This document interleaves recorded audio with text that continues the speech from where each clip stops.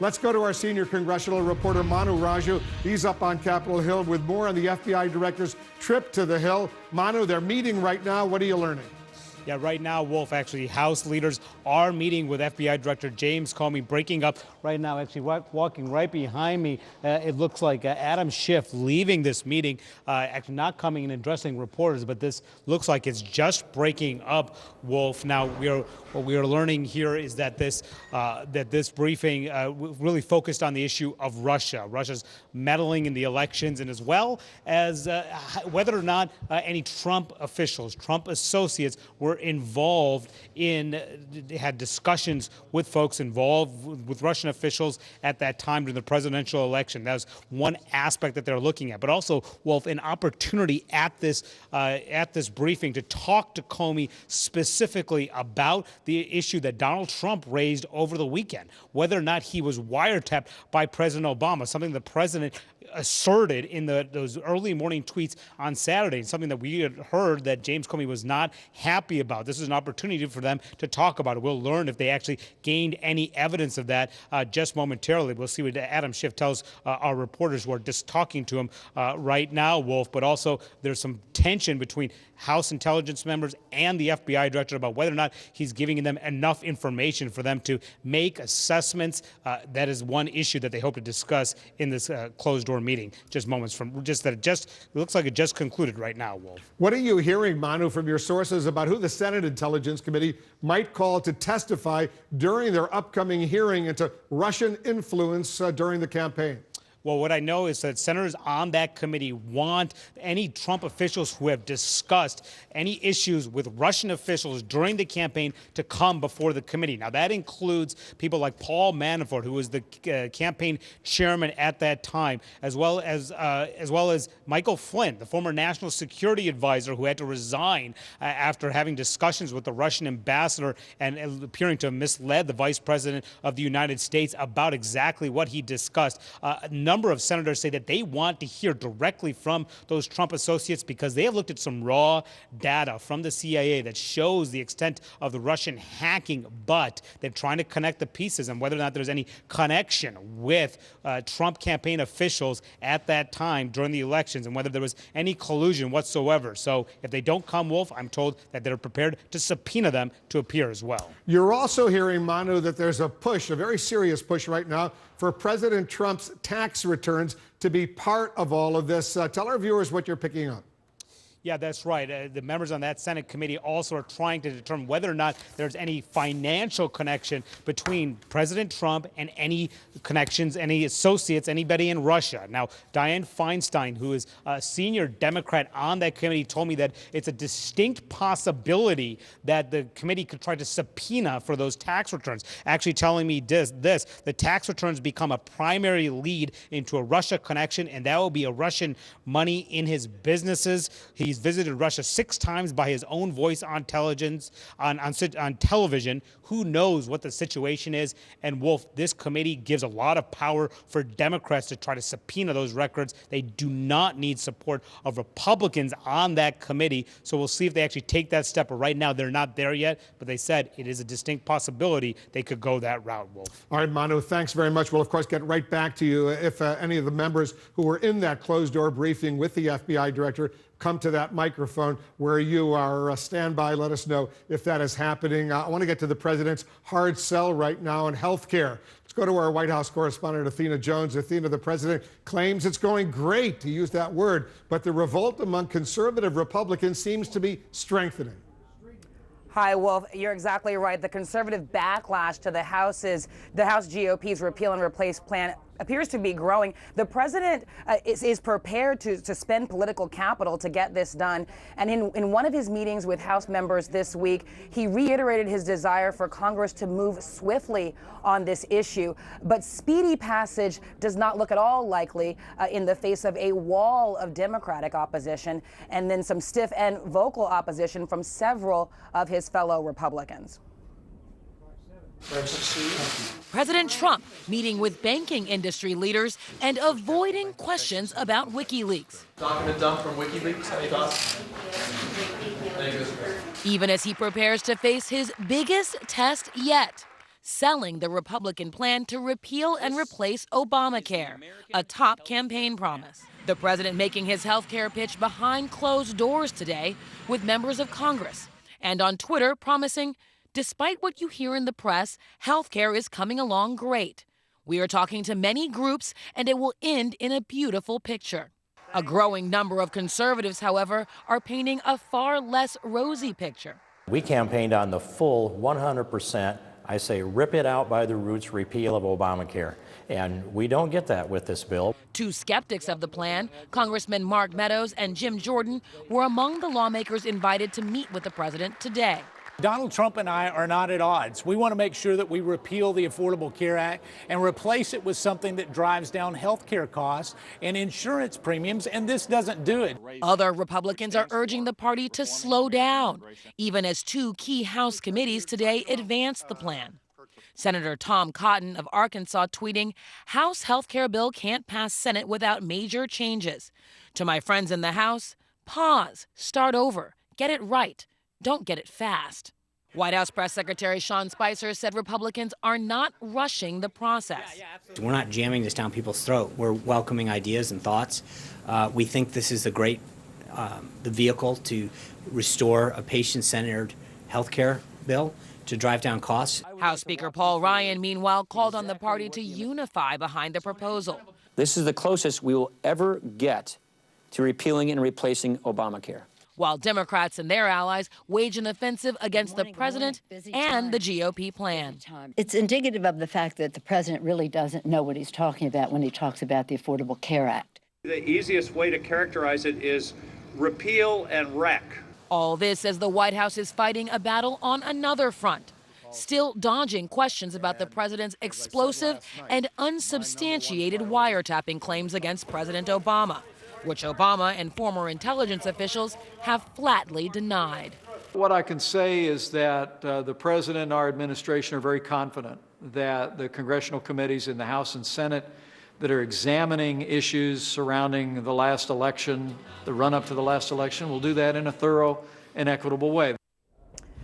And those questions about the president's wiretapping claims aren't going away. And when it comes to this effort to repeal and replace Obamacare, Jim DeMint, the former conservative senator who now heads up the influential Heritage Foundation, said today that his organization cannot support the bill in its current form and that he doesn't think there will be enough votes in the House or in the Senate to pass it.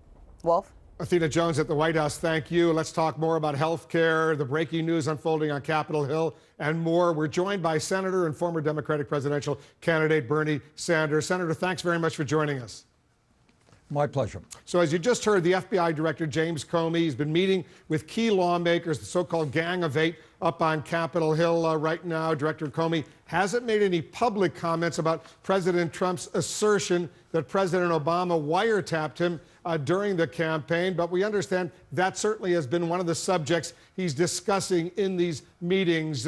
If you were inside, tell us what you would want to learn from Director Comey right now.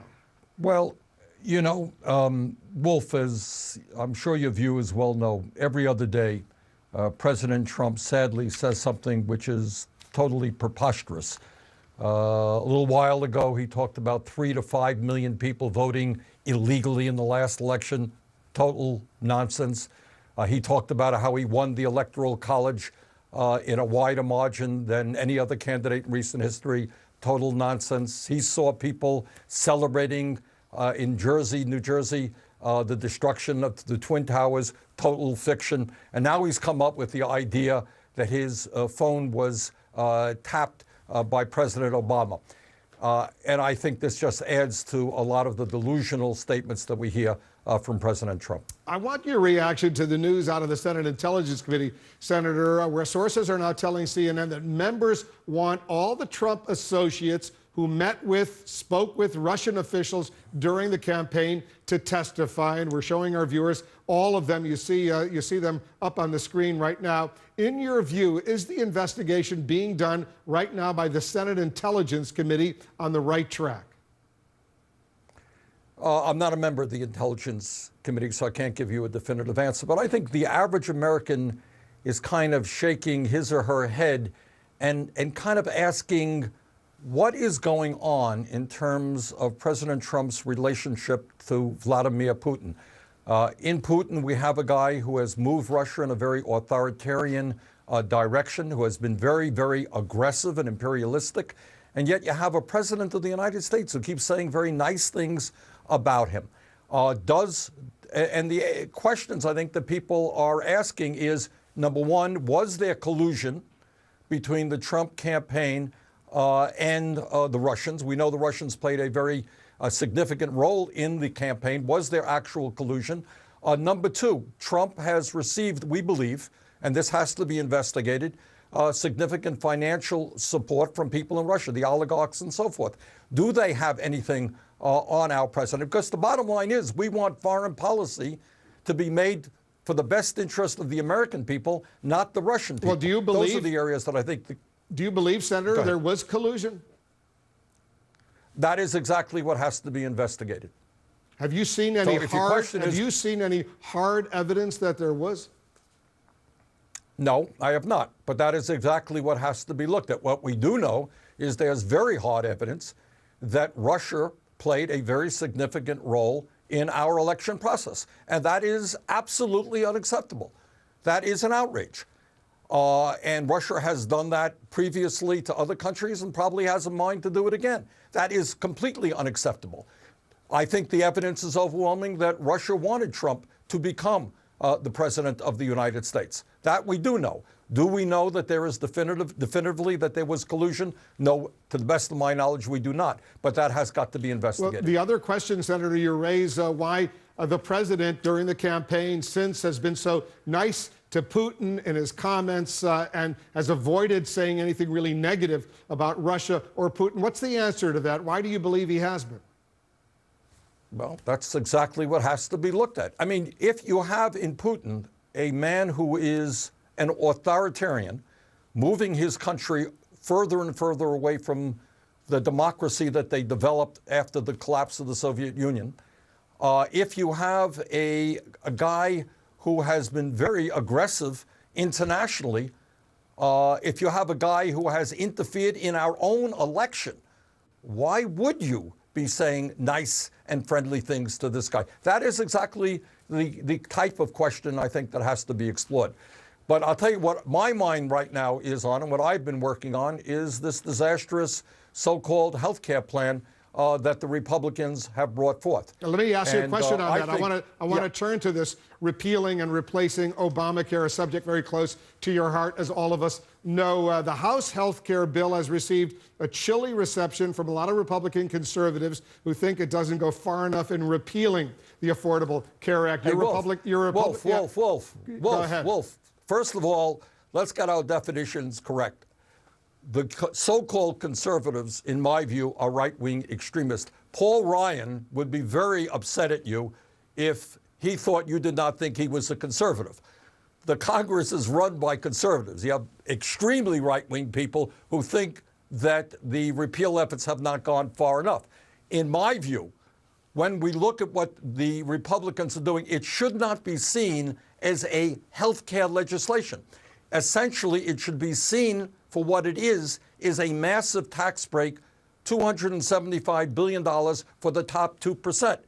You have the American Hospital Association, the American Medical Association, saying that this will be a disaster for the American people. You have the AARP saying, and listen to this, if you are 64 years of age and you're making $25,000 a year, your premiums are going to go up by $7,000.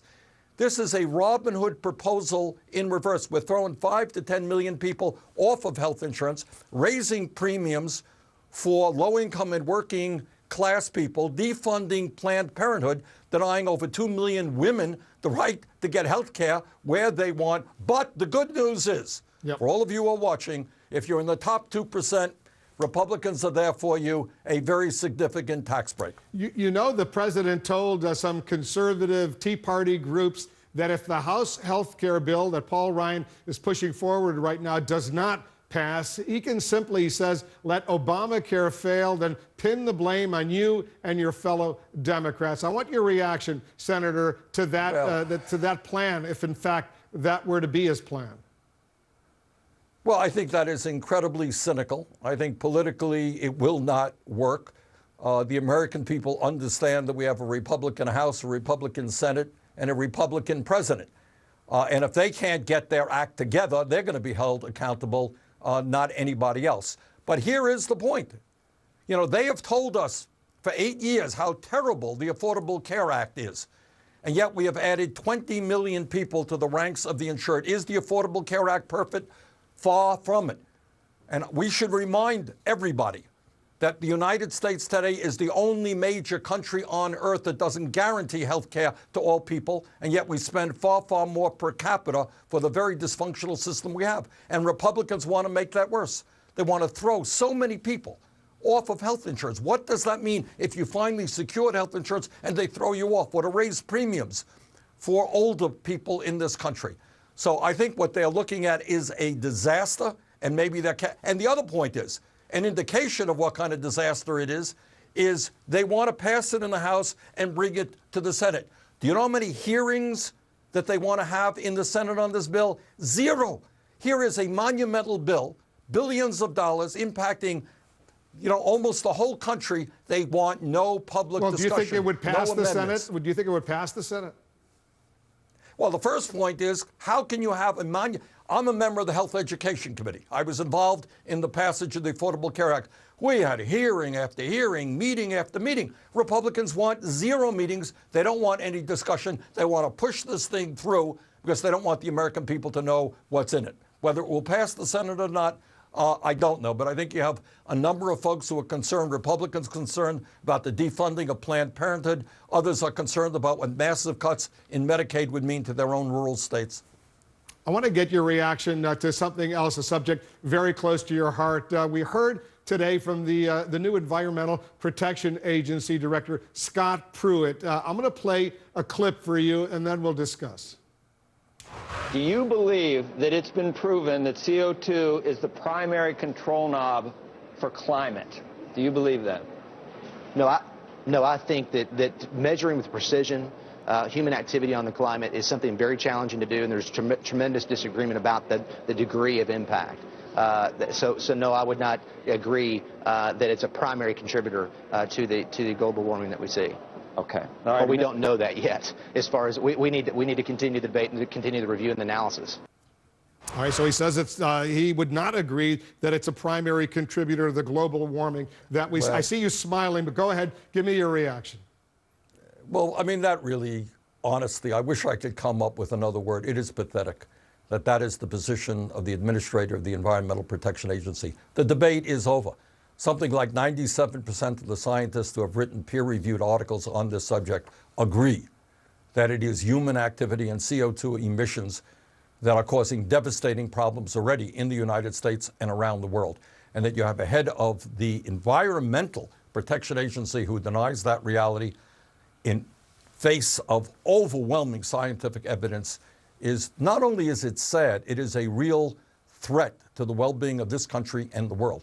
Because the truth is, we're going to have to become very aggressive in transforming our energy system away from fossil fuel, away from CO2 emissions, into energy efficiency, into sustainable energy. That is the future of this planet. That's for our kids, our grandchildren, and future generations. And that you have the Trump administration continuing to deny the reality and the horrors that climate change is already causing is very sad indeed. Well, what, if anything, can you in the Senate who disagree with him do about it? Well, I think the American people who do know that the reality, they're seeing the reality of climate change with their own eyes. They're seeing lakes that used to freeze every winter no longer freezing. They're seeing higher sea levels in coastal communities. They're seeing more drought. They're seeing more flooding. They're seeing more extreme weather disturbances. The people have got to stand up, and in their local communities, in their state communities, and at the federal level, they are going to have put pressure on the Trump administration for the sake of future generations to transform our energy system. What's going on there in the EPA is really sad, and it is a disgrace. Senator Bernie Sanders, thanks so much for joining us. My pleasure. Coming up, I'll speak with a Republican critic of the Republican health care bill, Congressman Raul Labrador. He's standing by. Is the president's sales pitch working on him?